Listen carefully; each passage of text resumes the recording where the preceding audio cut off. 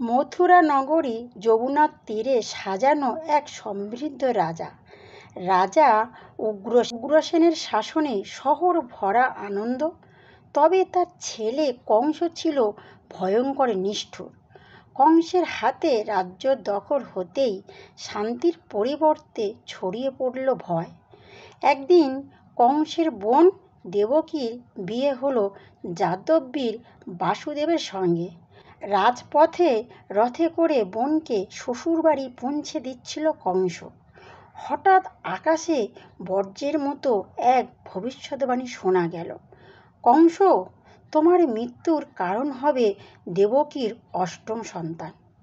এই ভবিষ্যদ্বাণী শুনে কংস রক্তপিপাসু চোখে দেবকীর দিকে তাকালো। সবার সামনে তলোয়ার তুলে বোনকে হত্যা করতে উদ্যত হলো। তখন বাসুদেব হাত জোর করে বললেন, হে কংস, তুমি আমার স্ত্রীকে হত্যা করো না। আমি প্রতিশ্রুতি দিচ্ছি, দেবকীর যত সন্তান হবে আমি তোমার হাতে তুলে দেব। কংস সেই প্রতিশ্রুতির রাজি হলো। তবে তাদের কারাগারে বন্দি করে রাখল।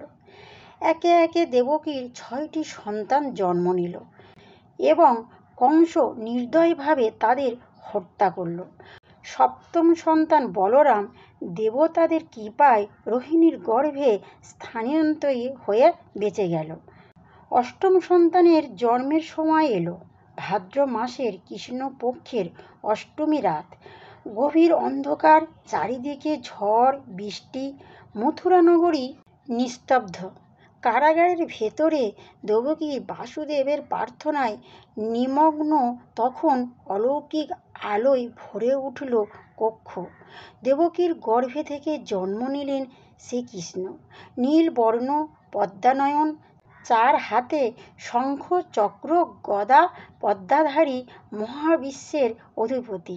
কৃষ্ণ মৃদু হেসে বললেন, বাবা মা, আমি তোমাদের সন্তান, তবে আমি সেই নারায়ণ।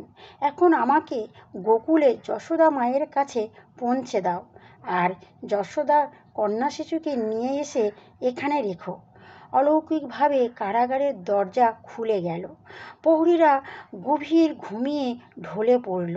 শিকল ভেঙে গেল। যমুনার বন্যা স্রোত বাসুদেবের পায়ের কাছে শান্ত হলো।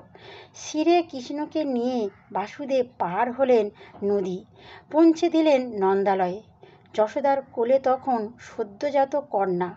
বাসুদেব কন্যাকে নিয়ে এলেন কারাগারে, আর কৃষ্ণ রইলেন গোকুলে। ভোর হলো। কংস খবর পেল যে দেবকীর অষ্টম সন্তান জন্মেছে। সে ছুটে এসে কন্যা শিশুটিকে ছুঁড়ে মারল।